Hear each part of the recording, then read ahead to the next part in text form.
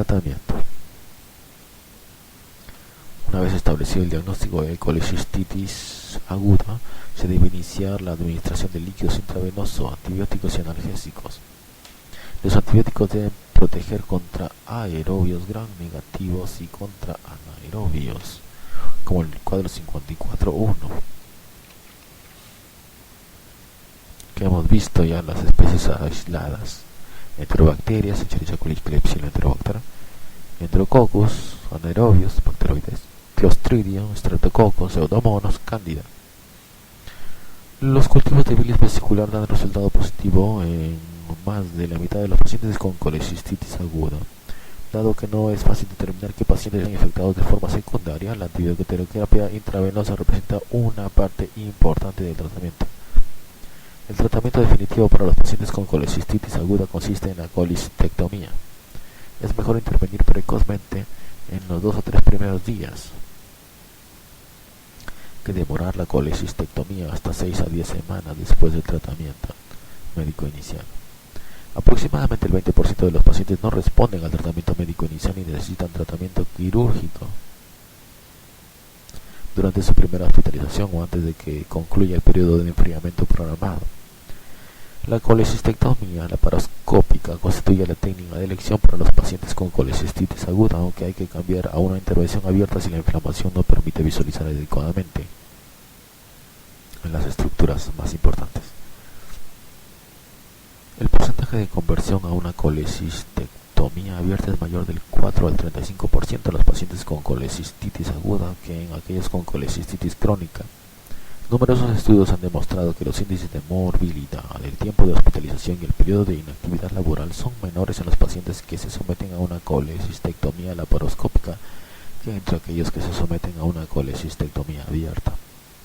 La colecistectomía laparoscópica precoz resulta mucho más rentable que la colecistectomía abierta como tratamiento para la colecistitis aguda, ya que el tiempo de hospitalización y el número de readmisiones son menores.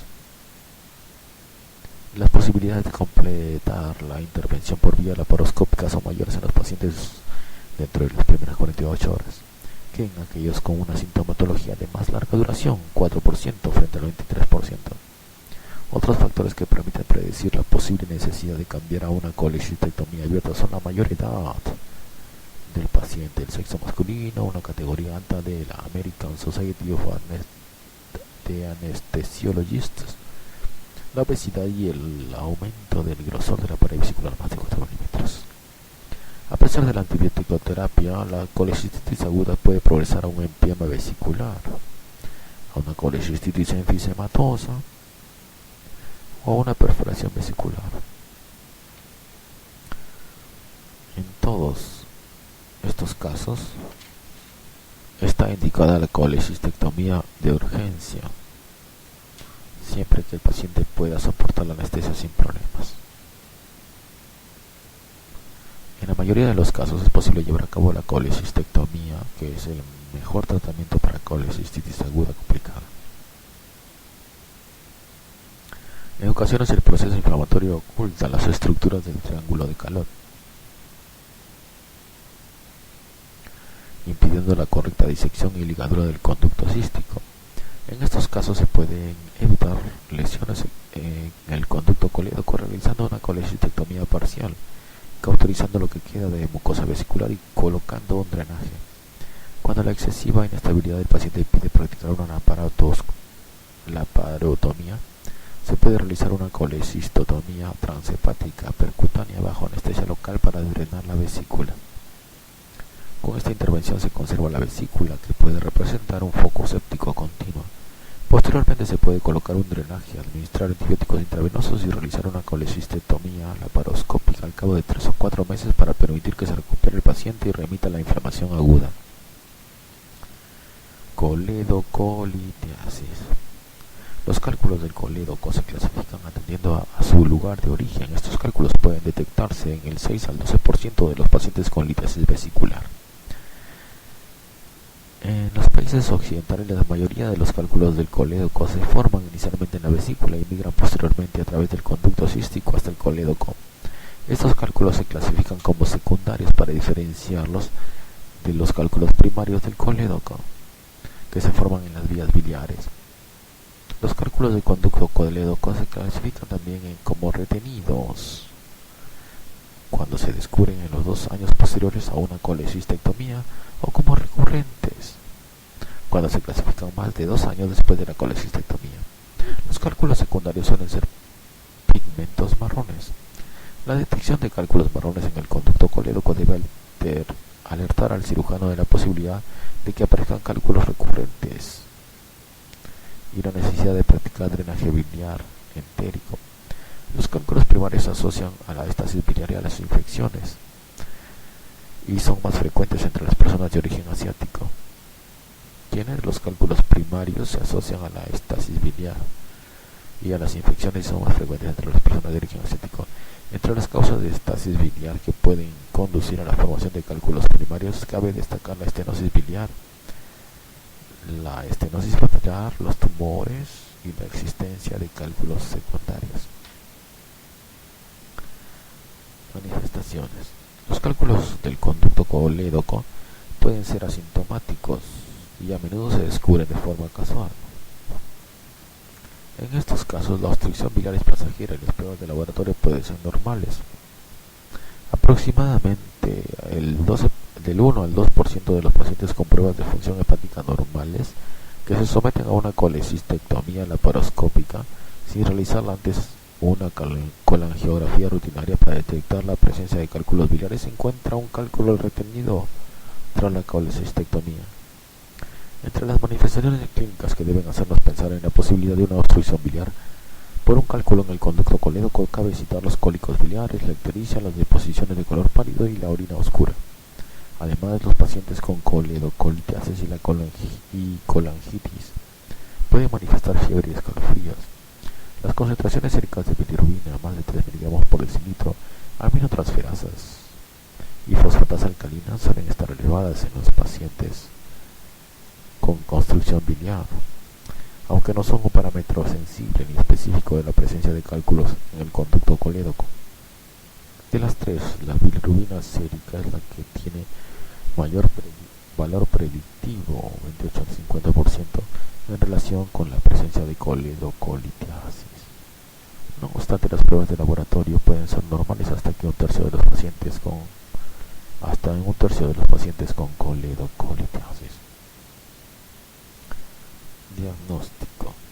La ecografía suele ser la primera prueba que se realiza y permite documentar la presencia de cálculos en la vesícula, así como medir el diámetro aproximado del conducto colédoco. Un conducto dilatado, más de 8 milímetros de diámetro. En la ecografía de un paciente con cálculos biliares y ictericia y ecografía de un paciente con y dolor biliar hace hacernos pensar en la posibilidad de una coledocolitiasis. Dado que los cálculos del colédoco distal descienden lentamente, el gas intestinal puede impedir su visualización en las ecografías. Solo en el 60-70% de los pacientes con coledocolitiasis observan sombras ecógenas que pueden corresponder a cálculos en el conducto colédoco. La coledocolitiasis es bastante más frecuente en los pacientes con cálculos biliares y un conducto colédoco dilatado de diámetro de más de 5 milímetros que en aquellos con un conducto no dilatado, 58 al 1%. La CRM proporciona una imagen excelente de la anatomía biliar, con una sensibilidad del 95% y una especificidad del 98% para los cálculos del conducto colédoco. Evita la necesidad de realizar CPRE invasiva en más de la mitad de los pacientes y puede utilizarse como prueba de cribado en los pacientes con riesgo bajo o moderado de cálculos en el conducto colédoco antes de proceder a la CPRE. La CPRE es la prueba diagnóstica y potencialmente terapéutica de elección en pacientes que pueden tener cálculos en el conducto colédoco. Como en la figura 5412, ahí tiene dos partes, la ACRM, en la que se aprecian numerosos cálculos de pequeño tamaño en un conducto colédoco no dilatado, pero en la B, imagen correspondiente en la colangiopancreatografía retrógrada endoscópica.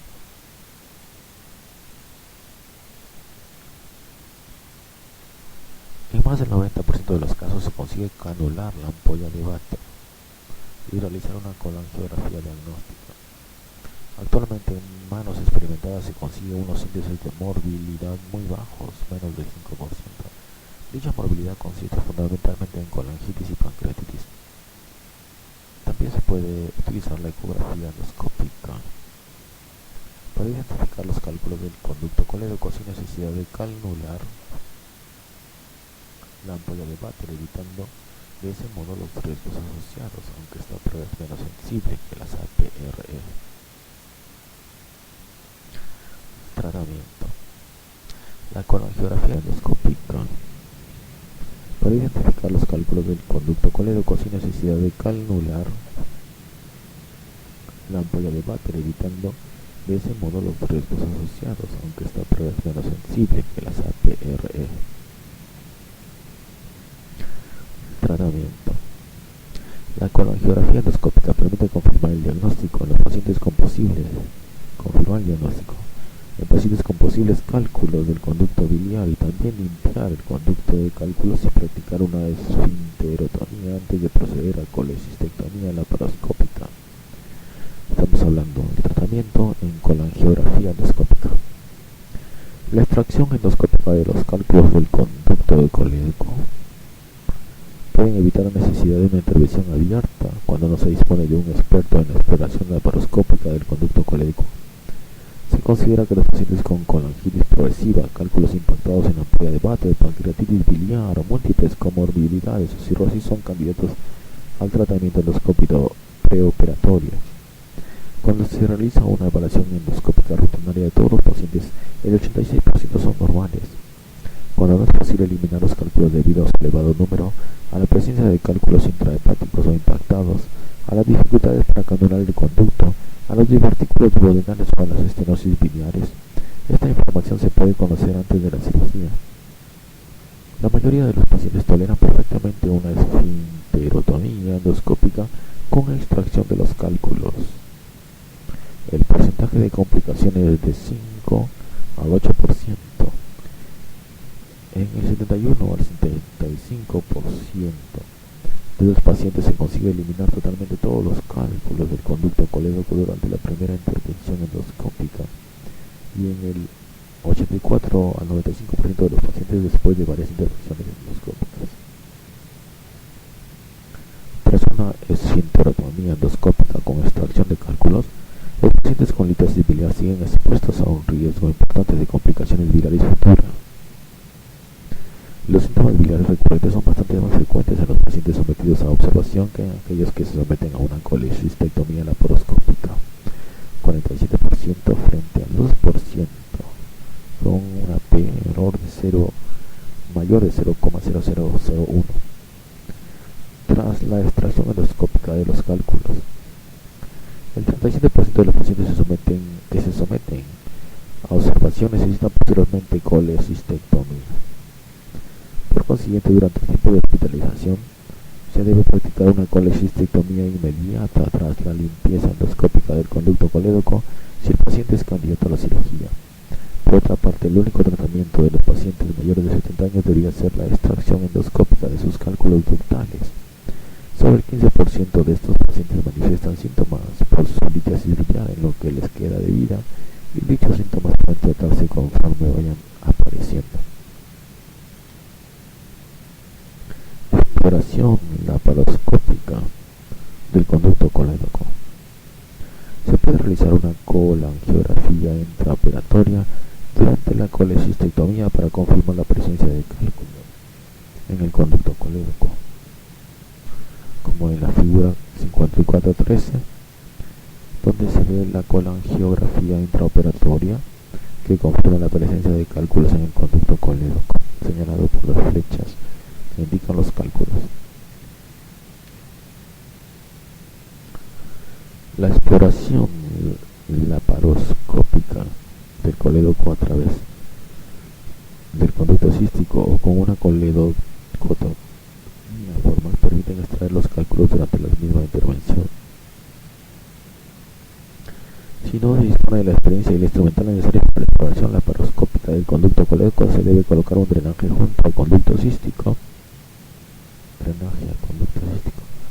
y realizar una colangiografía endoscópica al día siguiente. Se debe optar por la exploración abierta del conducto colédoco. Si no es posible o viable la intervención endoscópica debido a las restricciones anatómicas o a la falta de experiencia, si se practica una coledocotomía, se deja colocado un tubo en T para poder acceder al sistema biliar y proceder a la extracción radiológica postoperatoria de los cálculos. Debido a ello es muy importante el calibre del tubo. Los tubos con un calibre inferior al número 16 de French no permiten la instrumentación radiológica postoperatoria sin dilatar el conducto. Como mínimo deben transcurrir entre 4 y 6 semanas para que el conducto pueda madurar antes de proceder a la manipulación instrumental. Exploración abierta del conducto colédoco. Debido a la cada vez más frecuente de las técnicas de endoscópicas, percutáneas y laparoscópicas, actualmente apenas se utiliza la exploración abierta del conducto colédoco. Esta técnica debe utilizarse cuando está indicada una intervención concomitante de drenaje biliar. La exploración abierta del conducto colédoco conlleva una mortalidad del 1 al 2% y una morbilidad del 8 al 16%, operatorias muy bajas. El porcentaje de cálculos retenidos en el conducto colédoco tras la coledocoscopia intraoperatoria es inferior al 5%. Los cálculos impactados en ampolla de Vater pueden dificultar tanto la limpieza como la exploración endoscópica del conducto colédoco. En tales casos se debe adoptar por una esfinteroplastía transduodenal con extracción de cálculos. Si esto no da resultado, se debe realizar una coledocoduodenostomía o una coledocoyedunostomía de Rux. Pancreatitis litiásica. El bloqueo del conducto pancreático por un cálculo impactado o la obstrucción provisional por un cálculo que pasa a través de la ampolla de Vater puede producir pancreatitis por un mecanismo desconocido. En los pacientes con pancreatitis a prueba de etiología incierta es muy importante realizar una ecografía para descartar la litiasis biliar y la coledocolitiasis. El tratamiento inicial consiste en una CPRE con esfinterotomía y extracción de los cálculos que pueden aliviar la pancreatitis. Una vez que haya remitido esta última, se debe extirpar la vesícula biliar durante el mismo ingreso. Si la pancreatitis cura sin necesidad de tratamiento, es probable que el paciente haya expulsado el cálculo. En estos casos está indicada la colecistectomía con colangiografía intraoperatoria. Disinesia biliar. Se debe investigar una posible disinesia biliar en todo paciente con manifestaciones de síntomas típicos de cólica biliar, pero que no presente indicios de cálculos biliares en la ecografía. Una vez que se hayan descartado otras posibilidades mediante la TC, endoscopía alta o CPR, se debe realizar un estudio con CCK-TC-GIRA para descartar una disinesia biliar. La CCK debe infundirse por intravenosa una vez que la vesícula se haya llenado con el radioisótopo marcado con TN99. Pasados 20 minutos tras administrar la CCK se determina la fracción de eyección vesicular. Se considera anormal una fracción de eyección inferior al 35% después de 20 minutos. Los pacientes con síntomas con el cólico biliar y una fracción de eyección vesicular anormal deben someterse a una colecistectomía laparoscópica. Los síntomas desaparecen o mejoran tras la colecistectomía en el 85 a 94% de los pacientes con una fracción de eyección vesicular baja y síntomas de cólico biliar. Habitualmente se observan signos de histopatológicos de colecistitis crónica, disfunción del esfínter de Oddi. Se ha descrito un cuadro clínico de dolor residual a un cólico biliar con unas pruebas de función hepática normales y episodios de pancreatitis aguda que ha sido atribuido a un síndrome poco definido conocido como disfunción del esfínter de Oddi. Su patogenia es poco clara, aunque se han propuesto diferentes teorías como una fibrosis del esfínter inducida por la migración de los cálculos, un traumatismo, una pancreatitis y determinadas anomalías congénitas. Aproximadamente el 1% de los pacientes que se someten a una colecistectomía sufren una disfunción del esfínter de Oddi. En las ecografías es frecuente visualizar un conducto colédoco dilatado de más de 12 milímetros de diámetro o un aumento de su diámetro en respuesta a la CCK. También es indicativo de una anomalía de la función esfinteriana, un retraso en el vaciado del medio de contraste a través del conducto colédoco tras la CPRE. Se ha podido observar una correlación entre una presión esfinteriana basal elevada a más de 40 milímetros de mercurio en la mamometría ampular y unos resultados favorables tras el tratamiento como esfinterotomía endoscópica o quirúrgica.